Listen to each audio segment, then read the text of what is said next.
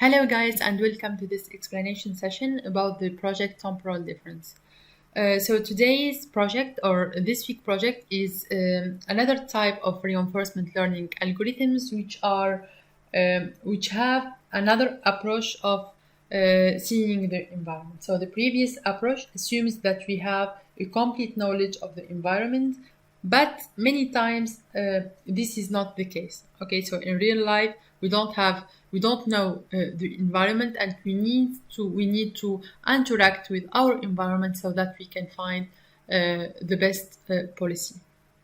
Okay, so this is the case of the Monte Carlo prediction. So Monte Carlo methods are able to learn directly from experience or episodes rather than relying on the prior knowledge of the environment dynamics. Okay, so here we don't have or we have no idea about the environment or what is going to happen in the future, but the goal is to learn the value from episodes of experience under a policy pi. Okay, so the return, which is the total discounted reward. So here our return in the previous approach was to the expected return. Okay, so we have an estimation about the return, but here in our new approach of Monte Carlo, we have the empirical return. Okay, so we just have the average of the returns that we have in the states.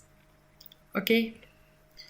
Okay, so the Monte Carlo policy uses empirical mean return instead of expected return. So here we are dealing with experiences or with episodes. So in each episode, we learn and then we update our moves. Okay, so we update our moves at the end of the episode. Okay, let's see now the algorithm to estimate the value function following the Monte Carlo method. So the approach is naive but really effective. Let's see how does it work. So we have an input as a policy pi to be evaluated. So here, for example, we are considering or we already have a policy that we are going to follow, and then we are going to evaluate that policy by giving the value of each state visited in that policy. Okay, so first of all, we are going to initialize arbitrary value functions to all the states. Okay, and we are going to initialize an empty list for all of these states. So we have here an empty list that will contain the returns of all the states. Okay. Now we can produce many experiences or many episodes. Okay, and in each episode we are going to generate the episode as following. So we are going to follow the policy pi. We are, for example, here in the state S0, we are going to follow pi by moving with the action A0. We are going to have a return R1. Okay, and we are going to be in a new state which is S1. So we are going to repeat this until we reach the terminal state. For example, here the terminal state is t at the time step t. Okay, so an episode is going to be a list or an array that contains these four values, which are the initial state, the action taken, okay, the reward received, and the final state that we are in. Now, from that episode, we are going to iterate from the end of the episode until the first one. Okay, so we are going to start from the end. We are going to update the value g by weighted by gamma, the discount factor here, plus the received reward in that state. Okay, and then here we have, for example, here the first algorithm will be the first visit. So we are going to consider only the first one or the first visit to that state. Okay, so if we have been in that state before, we are not going to consider that. But if it is the first visit to that state, we are going to append this G to the list returns ST, returns of that state, and we are going to compute the average of the return ST.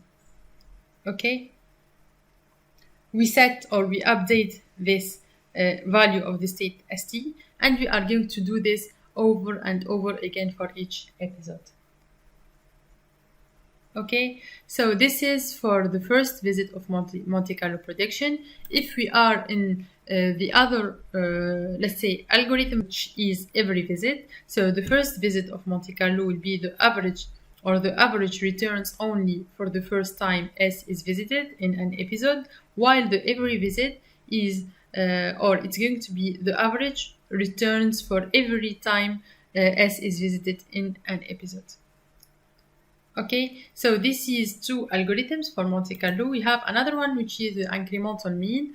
So here it's basically not that different, because we are going to write this formula, this mean formula differently. Okay, so this is the calculation, and we will have this update, this one. Okay, so we update the value of the state incrementally after episodes. So for each state st with the return gt, we will have this update. Okay, so in non-stationary problems, it can be useful to track a running mean. So we can forget the old episodes, and we can consider this, let's say, this step as a constant step. Okay, we call it alpha here. So we are going to use this formula in the first task with these algorithms here.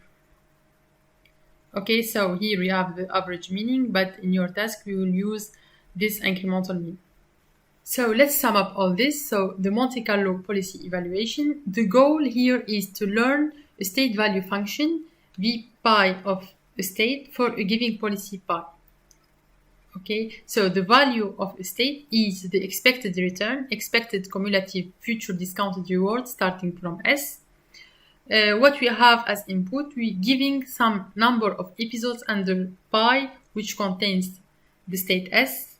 The idea here is that the average will converge to expected value. So this is the underlying idea to all Monte Carlo methods. Each occurrence of state S in an episode is called a visit. The first visit Monte Carlo algorithm, we have the average returns for the first time S visited in episode, and the every visit Monte Carlo average returns for every time S visited in episode. Okay, and we have the convergence in both cases. Let's move now to the next method that we will explore, which is the temporal difference learning, or the TD. Okay, so this is this method will merge the best of the dynamic programming and the best of the Monte Carlo approaches. Okay, how is that? So as the dynamic programming methods, during the optimization of the value function for an initial state, we will use the expected values of next state to enrich the prediction. Okay, and this is what we call the bootstrapping. And as the Monte Carlo, we don't have to have a model of the environment dynamics, and we can learn directly from experiment. Okay, so we have no knowledge about the environment. Furthermore, unlike the Monte Carlo, we don't have to wait until the end of the episode to start learning. In fact, in the case of, for example, the one-step TD prediction, we will learn at each and every step we take. Okay, so here in the Monte Carlo, we will wait until the end of the episode so that we can update our value of the state. Okay, so we have here our Monte Carlo error, but now with the TD, we are going to wait until the next time step. Okay, so this is the new update function that we are going to use to update our value of the state, of the current state. Okay, so here we have the TD error, all this, and we have here the bootstrap target, which is the expected values of the next state. Okay, so as you already know, gamma here is the discount rate, alpha is the learning rate. So alpha means that, or how much of the error should we accept, and therefore adjust our estimates towards. Okay, so this is the new approach of the TD. We have one-step TD, which are looking further into the future in just one step. We have the two-step TD until the n-step TD, and the infinite step TD, which is the same as the Monte Carlo. Okay, so the idea is to look further into the future when you do TD, backup 1, 2, 3, or n steps. Let's move now to the TD lambda. So the time difference lambda make value updates before the end of an episode and use more than one step ahead for the estimation. Okay, so there are two implementations of the TD lambda. We have the forward and the backward view. Okay, so in your task, you are going to use the backward view. So the forward view looks at all n steps ahead, but the backward view of the TD lambda will update values at each step. So after each step in the episode, you make updates to all the prior steps. Okay, so the question here is, how do you weight or assign credit to all prior steps? The answer is by using something called eligibility traces.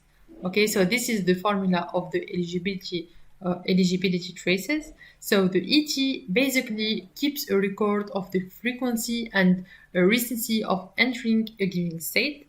It assigns credit to states that are both visited frequently as well as visited recently with respect to our terminal state. Okay, so this is the algorithm of TD lambda. So the lambda and the gamma term are used to discount those traces. Okay, so this is our formula that it's going to be used in to update the value of the state. So the update will be with respect to the TD error that we already saw, plus the eligibility traces. Okay, so this is our update formula that it's going to be used in the algorithm of TD lambda. Okay, so this is taken from a resource that I sent on Slack, and I really recommend the video from the resource of the intranet. It's very detailed and very important for you guys.